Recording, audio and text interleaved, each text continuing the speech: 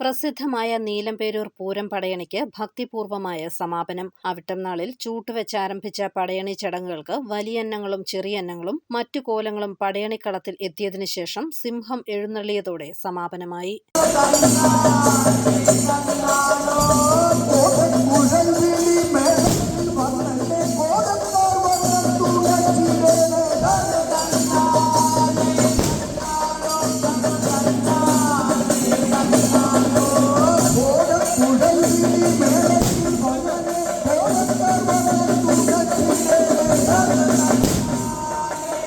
കല്യാണ സൗഗന്ധികം തേടിപ്പോയ ഭീമസേനൻ ഗന്ധമാദനഗിരി പർവ്വത താഴ്വരയിൽ മാനസ സരോവരത്തിൽ എത്തുമ്പോൾ കാണുന്ന കാഴ്ചയാണ് പൂരം പടയണിയായി ആവിഷ്കരിച്ചത്. പ്രകൃതിയിലെ 5 വർണ്ണങ്ങൾ കൊണ്ടാണ് അന്നങ്ങളെ ഒരുക്കുന്നത്. ചേരമാൻ പെരുമാൾ കോവിലിൽ പോയി അനുവാദം വാങ്ങിയ ശേഷമാണ് ചടങ്ങുകൾ തുടങ്ങിയത്. 2 വലിയ അന്നവും 2 ചെറിയ അന്നങ്ങളുമാണ് ഇത്തവണ എഴുന്നള്ളിയത്.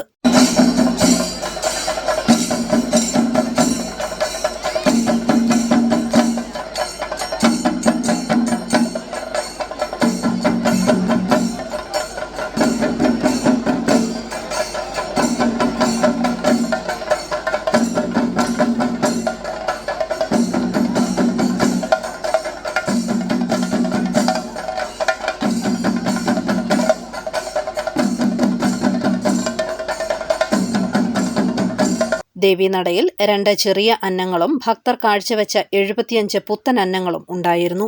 ഇതോടൊപ്പം ശ്രീനാരായണ ഗുരുദേവൻ, പൊയ്യാന, സിംഹം, ഭീമസേനൻ, നാഗയക്ഷി, രാവണൻ, ഹനുമാൻ, ശ്രീരാമൻ, ബുദ്ധൻ എന്നീ കോലങ്ങളും വല്യന്നങ്ങൾക്കൊപ്പം പടയണിക്കളത്തിൽ എഴുന്നള്ളി.